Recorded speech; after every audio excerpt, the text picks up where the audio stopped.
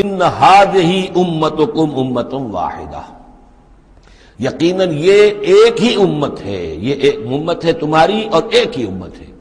یعنی ویسے تو امت ابراہیم اور امت اسماعیل اور امت موسیٰ اور امت عیسیٰ اور امت محمد، یہ بہت سی امتیں ہیں دنیا میں، لیکن یہ جو ہے یہ سب ایک امت تھے،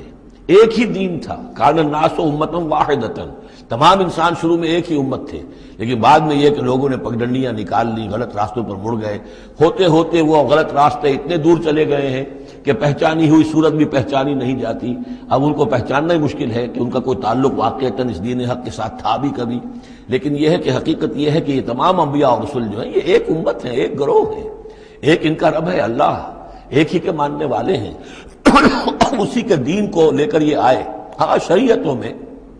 زمانے کے ارتقاء کے ساتھ ساتھ، حالات کی تبدیلی کے ساتھ شریعتوں کے اندر اور تفصیلی احکام میں کچھ فرق واقع ہوتا رہا، یہ مضمون سورہ شورى میں آئے گا وضاحت سے۔